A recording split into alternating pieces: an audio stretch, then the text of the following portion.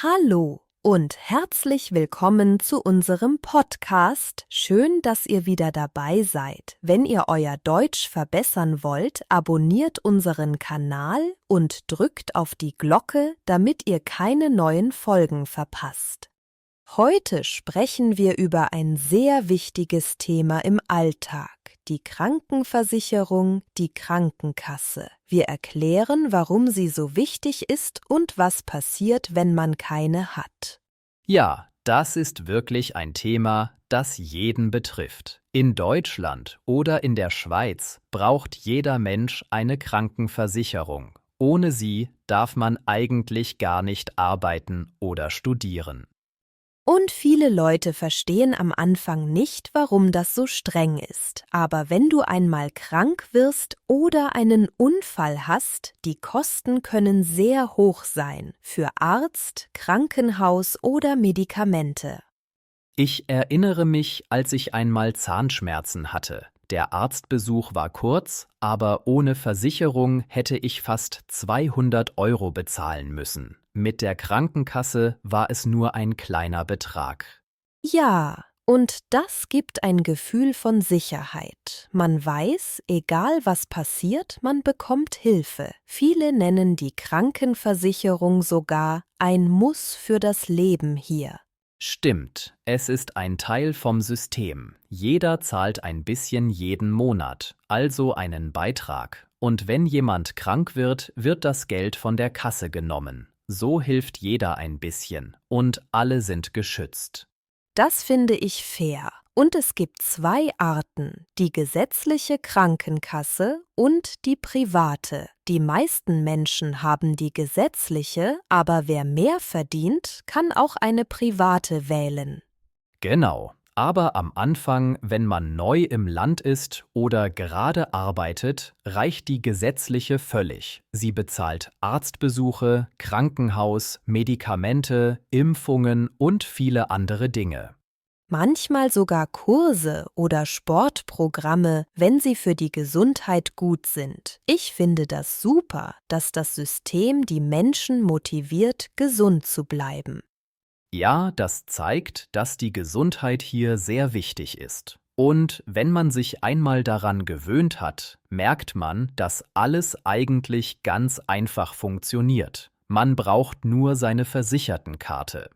Genau, diese kleine Karte ist wie ein Schlüssel zur ganzen medizinischen Welt, aber darüber sprechen wir gleich genauer, wie sie aussieht und wann man sie braucht. Jetzt wissen wir, warum die Krankenversicherung so wichtig ist. Aber viele fragen sich am Anfang, wie funktioniert das eigentlich genau? Wer bezahlt, wann bekommt man Hilfe und was muss man selbst machen? Ja, das ist eine gute Frage. Ich erinnere mich, als ich neu in Deutschland war, ich hatte keine Ahnung, wo ich anfangen soll. Dann hat mir ein Freund gesagt, geh einfach zu einer Krankenkasse, sie helfen dir dort alles zu verstehen. Und das stimmt. Die Mitarbeiter dort erklären dir wirklich alles Schritt für Schritt.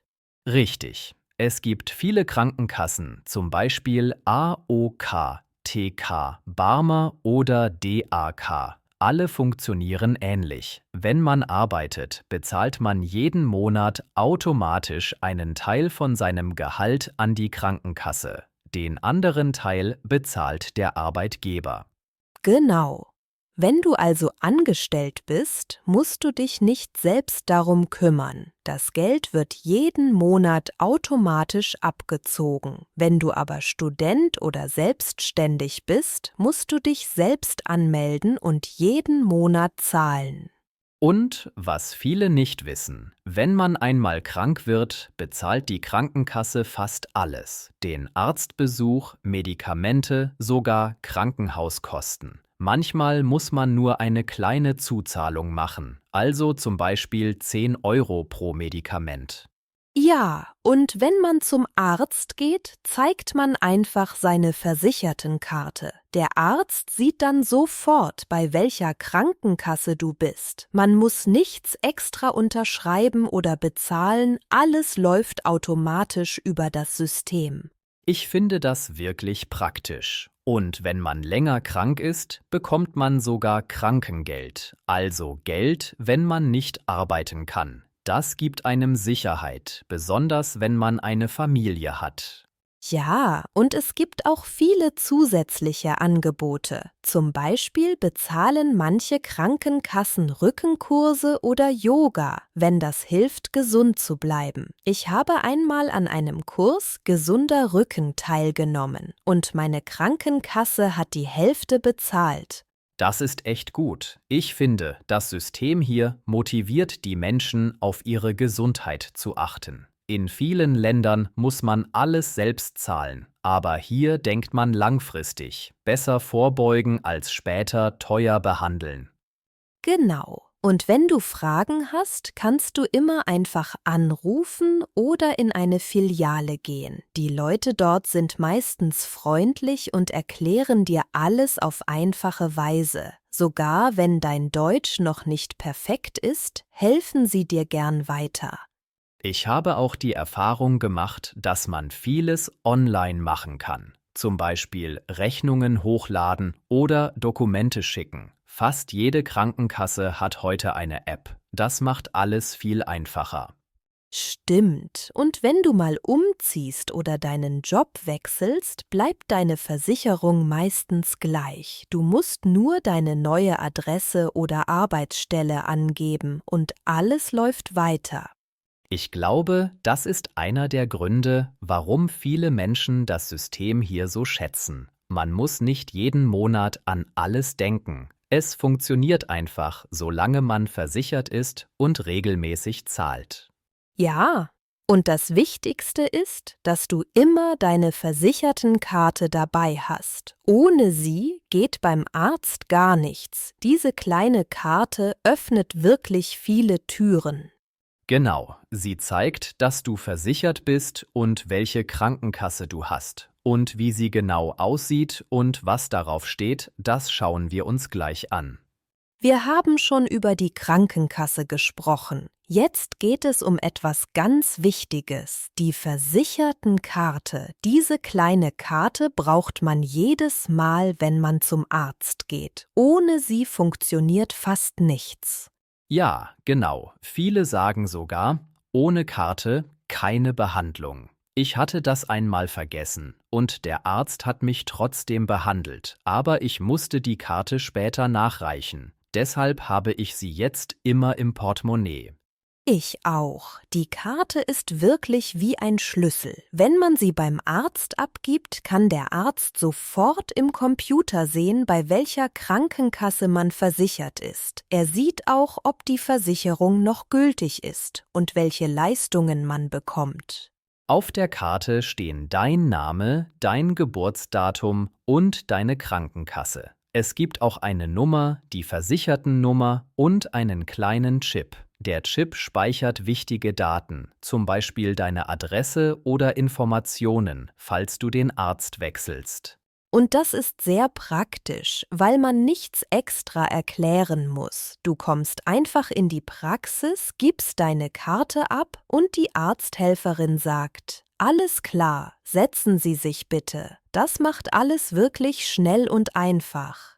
Ich finde das System gut organisiert. Auch im Krankenhaus oder bei einer Physiotherapie brauchst du nur diese Karte. Sie zeigt, dass du versichert bist und alles läuft automatisch über die Krankenkasse.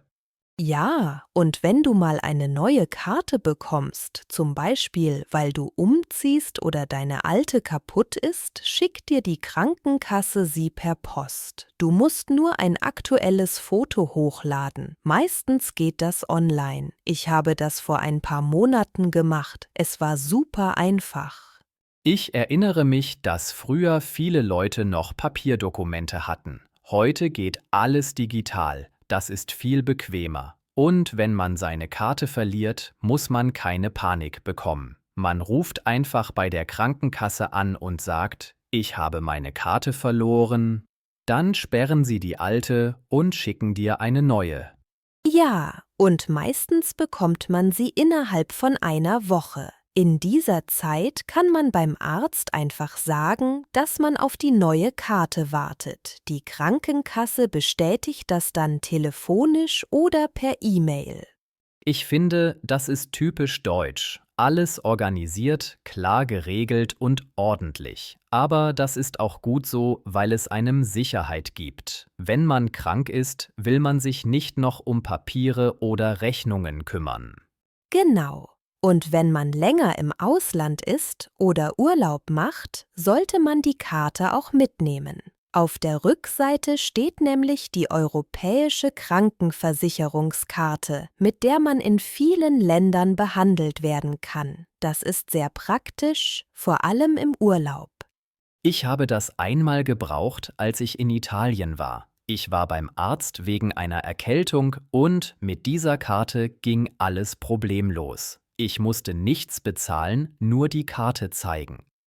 Das ist wirklich ein Vorteil. Viele Menschen merken erst, wie wichtig die Karte ist, wenn sie einmal vergessen haben. Deshalb sage ich immer zu meinen Freunden, bevor du aus dem Haus gehst, Handy, Schlüssel, Geld, Versichertenkarte. Ja, das gehört einfach dazu. Diese Karte begleitet uns jeden Tag, auch wenn wir sie nicht benutzen. Und wenn man sie einmal braucht, ist man froh, dass man sie hat. Ich glaube, das ist das Schöne am ganzen System. Man fühlt sich sicher und gut versorgt. Man weiß, dass man im Notfall nicht allein ist und dass alles gut funktioniert. Ja, und das gibt ein gutes Gefühl. Gesundheit ist wirklich das Wichtigste, was wir haben. Jetzt haben wir schon viel über die Krankenkasse und die Versichertenkarte gesprochen. Ich finde, es ist gar nicht so kompliziert, wenn man einmal alles verstanden hat. Aber am Anfang fühlt man sich ein bisschen verloren, oder? Ja, absolut. Als ich neu in Deutschland war, wusste ich gar nichts über Krankenversicherung. Ich dachte, man geht einfach zum Arzt und bezahlt bar. Dann hat mir ein Kollege erklärt, dass hier alles anders läuft. Er meinte, such dir schnell eine Krankenkasse, sonst bekommst du Probleme. Das sagen viele. Ich glaube, jeder, der hierher zieht, braucht ein bisschen Zeit, um sich an das System zu gewöhnen. Aber mit der Zeit versteht man, dass es eigentlich sehr praktisch ist. Man zahlt regelmäßig und bekommt im Krankheitsfall sofort Hilfe. Ich hatte auch eine gute Erfahrung. Vor 2 Jahren hatte ich Rückenschmerzen und meine Krankenkasse hat einen Kurs bezahlt. Rückentraining im Alltag. Der Kurs war richtig hilfreich und danach ging es mir viel besser. Ich war überrascht, dass die Kasse das übernommen hat. Ja, viele wissen gar nicht, was alles bezahlt wird. Zum Beispiel Vorsorgeuntersuchungen, Impfungen oder auch Psychotherapie. Man muss einfach nachfragen oder auf der Website nachsehen. Ich finde auch wichtig, die richtige Krankenkasse zu wählen. Nicht jede ist gleich. Manche haben bessere Angebote, andere schnelleren Service. Ich habe einmal gewechselt, weil ich unzufrieden war. Und der Wechsel war ganz einfach. Das stimmt. Ich habe meine seit vielen Jahren und ich bin zufrieden. Die Mitarbeiter sind freundlich, man kann anrufen oder einfach hingehen. Und wenn man keine Zeit hat, kann man alles online machen. Rechnungen, Anträge, neue Karte bestellen.